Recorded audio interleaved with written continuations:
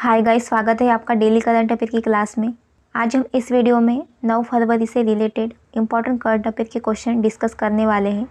तो वीडियो को एंड तक ज़रूर देखिएगा और आप हमारे चैनल पर नए हैं तो चैनल को सब्सक्राइब कर लीजिए और अपने दोस्तों के साथ इस सेशन को शेयर ज़रूर कीजिए एंड कमेंट बॉक्स में अपना फीडबैक ज़रूर दीजिए ताकि हमें मोटिवेशन मिलता रहे।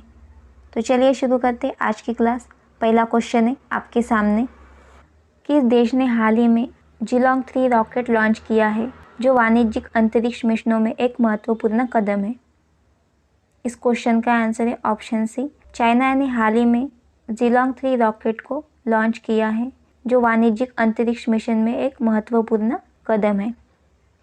चाइना ने अपना जिलोंग 3 रॉकेट लॉन्च किया है। इस रॉकेट को स्मार्ट ड्रैगन 3 इस नाम से भी जाना जाता है। चाइना ने इस रॉकेट का पहली बार यूज़ 2022 में किया था। अब इस रॉकेट का यूज़ 2024 में तीसरी बार कर रहे हैं। इस रॉकेट की खास बात क्या है? तो इस रॉकेट की खास बात इसका वेट 1500 एंड इसकी ऊंचाई 500 किलोमीटर तक ये जा सकता है। तो हाल ही में चाइना ने 9 सैटेलाइट या उपग्रह लॉन्च किए हैं। चाइना ने कहा कि हमने ये सैटेलाइट कम्युनिकेशन के लिए लॉन्च किया है। हमने कल भी चाइना से रिलेटेड क्वेश्चन देखा था।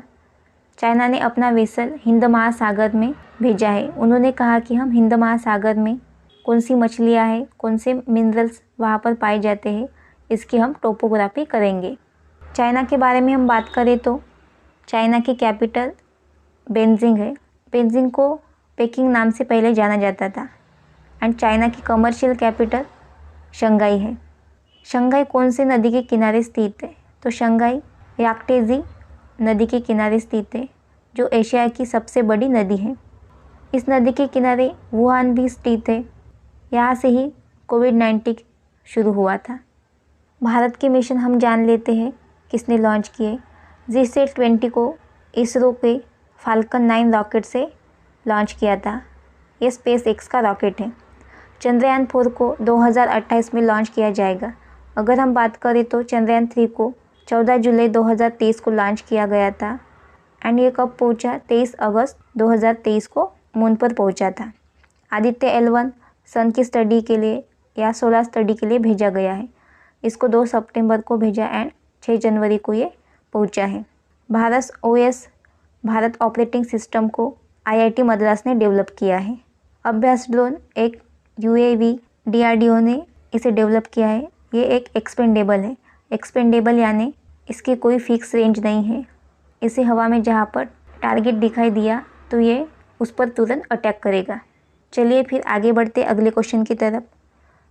भारत म्यांमार सीमा की लंबाई क्या है जिसे भारत सरकार बाड़ लगाने की योजना बना रही है? इस क्वेश्चन का आंसर है option A, 1643 kilometre Bharat Myanmar की लंबाई है। म्यांमार से इंडिया की बाउंड्री साझा होती है।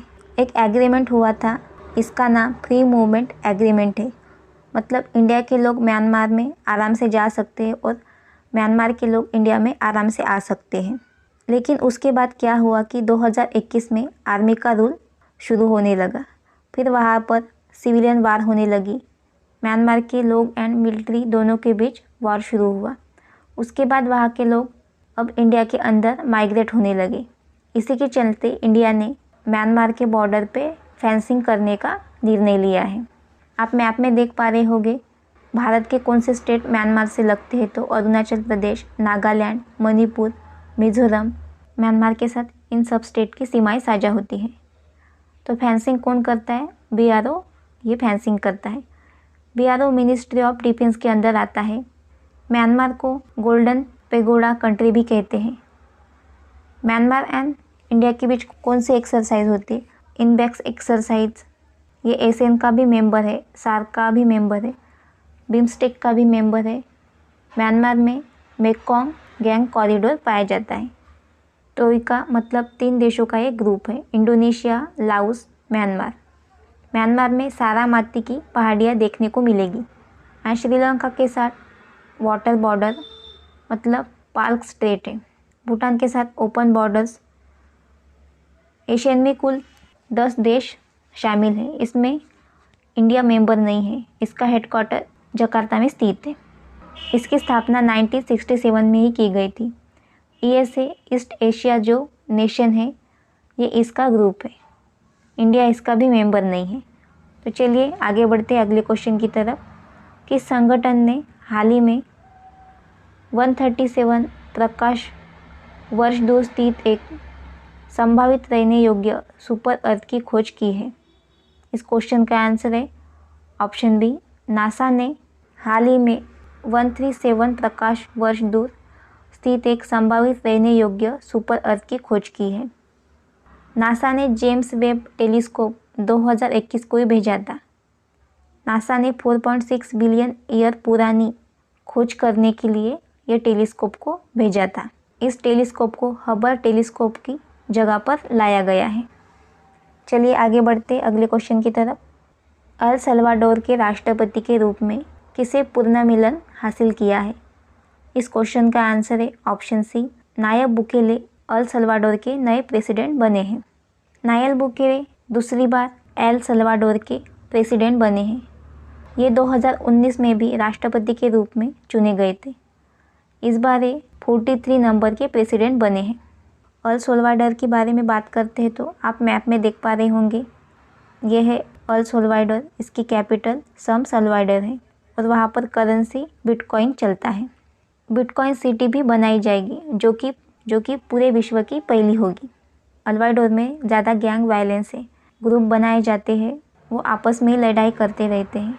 अल सल्वाडोर की इकोनॉमी भी उतनी अच्छी नहीं है, इसलिए इनको एक बार फिर से नियुक्त किया है एज ए प्रेसिडेंट। भारत की नियुक्तियों के बारे में बात करते हैं। जस्टिस रितु बहारी उत्तराखंड के हाईकोर्ट में चीफ जस्टिस नियुक्त किया है। एंड जस्टिस प्रदीप कुमार श्रीवास्तव जी को झारखंड में मुख्य न्यायाधीश के रूप में नियुक्त किया है। एंड अनिल कुमार मिश्र जी को ट्राई में नियुक्त किया गया है। श्री सत्यम सिंह संधू जी को राज्यसभा के अंदर सोशल वर्क के फील्ड में नॉमिनेट किया है। शरद चौहान को पुडुचेरी में चीफ सेक्रेटरी के रूप में नियुक्त किया गया है। एंड जस्टिस प्रसन्ना बी वराले को कर्नाटक के सुप्रीम कोर्ट में जज के रूप में नियुक्त किया गया है। इन सभी लोगों के आप नाम याद रख लीजिएगा, इनकी कहाँ पर नियुक्ति की गई है, यह एग्ज़ाम में पूछा जा सकता है, तो नोट डाउन कर लीजिए।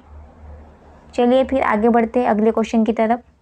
मनिंद्र मोहन श्रीवास्तव को किस उच्च न्यायालय के मुख्य न्यायाधीश के रूप में नियुक्त किया गया था? इस क्वेश्चन का आंसर है ऑप्शन सी, राजस्थान हाईकोर्ट में एम श्रीवास्तव जी को मुख्य न्यायाधीश के रूप में नियुक्त किया था। एम श्रीवास्तव जी एजी मसीह जी की जगह पर मुख्य न्यायाधीश बनेंगे। एम श्रीवास्तव जी को कौन से नंबर पर मुख्य न्यायाधीश अपॉइंट किया है? तो एम श्रीवास्तव जी 42 नंबर के चीफ जस्टिस बनेंगे। एम श्रीवास्तव जी को राजस्थान के राज्यपाल ने कलराज मिश्र जी ने शपथ दिलाई है। हाईकोर्ट के बारे में अनुच्छेद 214 भाग 6 में लिखा गया है। अपॉइंट के लिए 217 आर्टिकल के बारे में बताया है। एंड ट्रांसफ़र के लिए 222 अनुच्छेद में बताया है। डिस्ट्रिक्ट जज के बारे में 213 में लिखा है। आपको ये भी पूछा जा सकता है कि राजस्थान के पहले सीजी के रूप में किसे नियुक्त किया गया था? तो राजस्थान के पहले चीफ जस्टिस कमलकांत वर्मा जी है। हाल ही में विजय बिश्नोई को असम गुवाहाटी में चीफ जस्टिस के रूप में नियुक्त किया गया है। चलिए आगे बढ़ते हैं अगले क्वेश्चन की तरफ। राष्ट्रीय विज्ञान दिवस 2024 का विषय क्या है? इस क्वेश्चन का आंसर है ऑप्शन सी, इंडिजिनस टेक्नोलॉजीज विकसित भारत। इस साल राष्ट्रीय विज्ञान दिवस की थीम है। राष्ट्रीय विज्ञान दिवस किन की याद में मनाया जाता है? तो राष्ट्रीय विज्ञान दिवस सीवी रमन जी की याद में मनाते हैं, क्योंकि इन्होंने रमन इफेक्ट की शोध की थी। इसी के चलते इन्हें फिजिक्स के क्षेत्र में नोबेल पुरस्कार से 1930 में सम्मानित किया गया था। तो इन्हीं की याद पर हम हर साल 28 फरवरी को राष्ट्रीय विज्ञान दिवस मनाते हैं। मिनिस्ट्री ऑफ साइंस के द्वारा इस थीम को अनाउंस किया गया है। मिनिस्ट्री ऑफ साइंस के डॉक्टर जितेंद्र सिंह इन्होंने इस थीम को अनाउंस किया है। इसके बाद नेशनल एजुकेशन डे 11 नवंबर को मनाया जाता है और नेशनल वुमेंस डे 13 फरवरी को मनाया जाएगा और नेशनल पेस डे 23 अगस्त को मनाया जाता है। चलिए आगे बढ़ते हैं अगले क्वेश्चन की तरफ। पहले बिम्स्टेक एक्वेटिक चैंपियनशिप का आयोजन किस शहर में किया गया है? इस क्वेश्चन का आंसर है ऑप्शन सी, नई दिल्ली में फर्स्ट बिम्स्टेक एक्वेटिक चैंपियनशिप का आयोजन किया गया है। बिम्स्टेक का full form Bay of Bengal initiative for multi sector technical and economic corporation है। इसकी स्थापना 1997 में ही की गई थी। इसमें कुल 7 देश ऐड है। आपको आगे बताऊंगी कौन कौन से देश ऐड है। तो इसका हेडक्वार्टर ढाका में स्थित है। इसे इंडिया ने ही तैयार किया है।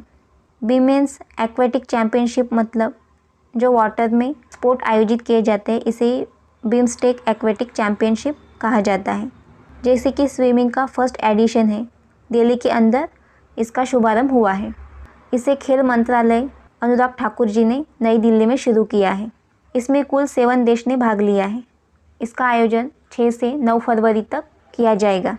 आपको लग रहा होगा इसकी स्थापना 1997 में ही की थी, तो इसका पहला एडिशन कैसा है? क्योंकि 2021 में पहला एडिशन होना था, लेकिन कोरोना की वजह से इसे पोस्टपोन कर दिया, नहीं तो इसका पहला एडिशन कब तक का हो जाता। बिम्स्टेक में 7 देश ऐड है।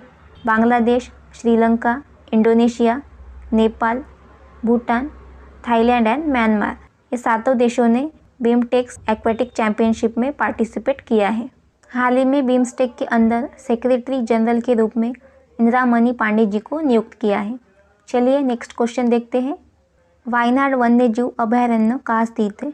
Where is Wayanad wildlife sanctuary located? इस क्वेश्चन का आंसर है ऑप्शन बी, केरल में वायनाड वन्यजीव अभयारण्य स्थित है। भारत में पहली बार ऐसा हो रहा है कि भारत के ट्री स्टेट यानी कि 3 राज्य मिलकर गिद्ध की काउंटिंग शुरू करेंगे। इसके लिए एक अभयारण्य है, इसका नाम वायनाड वन्यजीव अभयारण्य, जो केरल में स्थित है। इसमें करीब आपको 320 इंडिविजुअल गिद्ध देखने को मिलेंगे। गिद्ध की तो कई प्रकार की प्रजातियां होती है, तो हमारे यहाँ पे हिमालयन ग्रिफन गिद्ध पाए जाते हैं। वायनाड वन्यजीव अभयारण्य नीलगिरी बायोस्फीयर रिजर्व का एक हिस्सा है। इस रिजर्व में कौन कौन से नेशनल पार्क लगते हैं? नागरहुल नेशनल पार्क जो कर्नाटक में है, बांदीपुर नेशनल पार्क ये भी कर्नाटक में स्थित है, रुदुमलाई नेशनल पार्क तमिलनाडु में स्थित है। केरल, कर्नाटक, तमिलनाडु ये 3 राज्य मिलकर गिद्ध की काउंटिंग करने वाले हैं। जहाँ पर इस राज्य के नेशनल पार्क छूते हैं ये कौन से नदी के किनारे है? तो इस नदी का नाम काबेनी नदी है। नदी का नाम आप याद रख लीजिएगा, एग्जाम में पूछा जा सकता है। गिद्ध के लिए कम्युनिटी कहाँ लगाई गई है? तो गिद्ध के लिए तमिलनाडु के अंदर कम्युनिटी बनाई गई है। वल्चर के लिए कंजर्वेशन सेंटर उत्तर प्रदेश में बनाया जाएगा। चलिए आगे बढ़ते अगले क्वेश्चन की तरफ। Who has been appointed as the new country director of India by Asian Development Bank? एशियाई विकास बैंक एडीबी द्वारा भारत के नए देश निदेशक के रूप में किसे नियुक्त किया गया है? इस क्वेश्चन का आंसर है ऑप्शन सी, मियो योका को एशियन विकास बैंक एडीबी द्वारा भारत के नए देश निदेशक के रूप में नियुक्त किया है। पहले आपको एडीबी के बारे में बता देती हूँ। एडीबी की स्थापना 1966 में हुई थी। इसका हेडक्वार्टर मनीला, फिलीपींस में स्थित है। इंडिया इसका मेंबर है। टोटल इसमें 68 देश मेंबर हैं। कहाँ से देश इसमें जोड़े जाते हैं? तो प्रशांत महासागर के पास के देश और एशियन देश इसमें जोड़े जाते हैं। इसके हेड अस्कावा जो जापान के हैं, vice president Ashok Lasawa, ED director यानी एजुकेटिव डायरेक्टर विकासशील जी है। मियो ओका किन की जगह पर भारत के नए देश निदेशक के रूप में नियुक्त किया है? तो मियो ओका को टाकियो कोशिनी के जगह पर भारत के नए निदेशक के रूप में नियुक्त किया है। दोस्तों ये थे हमारे आज के करंट अफेयर के क्वेश्चन। आपको हमारे वीडियो का कंटेंट यूज़फुल लगा हो तो कमेंट बॉक्स में अपना फीडबैक ज़रूर दीजिए, ताकि हमें मोटिवेशन मिलता रहे। और आप हमारे चैनल पर नए हैं तो चैनल को सब्सक्राइब कर लीजिए और अपने दोस्तों के साथ इस वीडियो को शेयर ज़रूर कीजिए। मिलते हैं कल सुबह करंट अफेयर की क्लास में। Bye, have a nice day, take care.